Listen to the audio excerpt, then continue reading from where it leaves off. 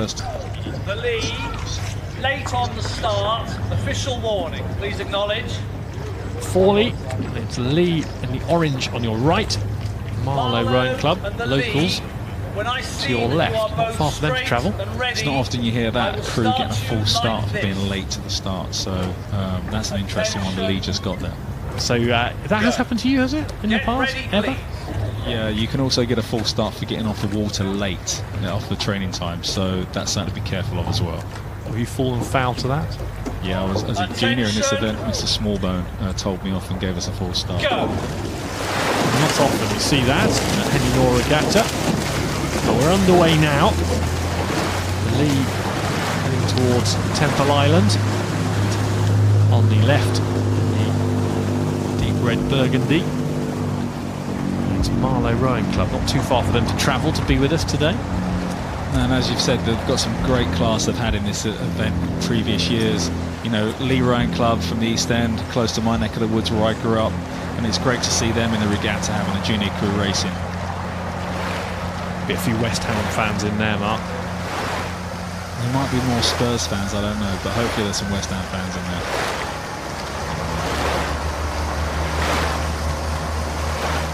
It's a very tight start to this race, nothing in it at all. Marlow against Lee. This is shaping up to be a very good race. And the Lee Rowing Club boat there, Alex Badcott in the stroke seat, Beckham Donald, Yusufu and Anthony Duncalf. That's the Lee boat, and here you can see in your picture the Marlow boat, John Cooper, Joe Long, Joe Wolfin and Sam Long. It's really interesting because the Marlow crew had a great start to the season. They went out to the Head of Charles and won the junior category out there, but they don't seem to have moved on during the racing season, you know, since kind of April time. So it's really interesting to see Lee kind of moving out here, you know, really taking the advantage, and that's what you want. You can see the boats there, the kind of bow ball of the Marlow boat kind of attached to the kind of stern boat of the Lee boat, and you just want to break that contact. That's what Lee will be trying to do. Marlow just trying to keep that contact for as long as possible. I think reduce the margin.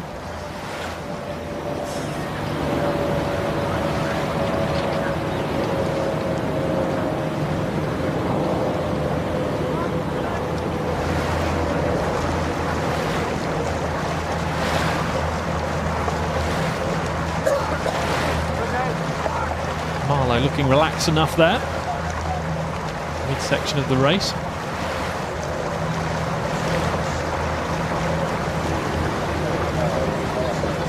It's a long race ahead of them, isn't it? This course, you talk about the 2,000 metres, the standard competition 2,000 metres. So much more intimidating here, isn't it? Gladiatorial because you're alongside your opponent, but also the longer stretch of river. Longer stretch of river, you know, so you're going into the wind as well potentially. You've got the kind of land, water and stream going against you. So, you know, it is a more extended race, and, you know, you see a lot of crews that are really good at 2,000 metres come here to Henley and come unstuck because they're not used to that, you know, extra 30 to 40 seconds of racing. Lee have certainly not come unstuck here. They've looked very commanding from early on. And they've stretched that lead. Mark was talking a little while ago about staying in contention, staying in contact for Marlow. That was what it was all about, the challenge. But Lee have managed to shake them off here. And now they should have it their own way. The term my dad always used to use when I was an athlete, kind of learning the sport, was kind of breaking the string. You know, why you're kind of attached to someone, they're kind of towing you along. But as soon as you cut that string, it's amazing how quickly that kind of gap between the two crews can open up. This is just mentally, psychologically. Yeah, psychologically, and also, you know, thinking about as an athlete, pushing the crew behind a weight rather than pulling. That's another kind of term we used to use. Terry Hunter, Mark's dad, a giant in the sport. He's actually retired now. He's actually still a giant in the sport. He's enjoying retirement now, so hopefully we'll see him at the regatta later in the week. Coached many good rowers over the years, including Mark. So Lee put together a good race. There they are. recovery time for them shortly. Just got to make sure they see off Marlow Rowing Club here.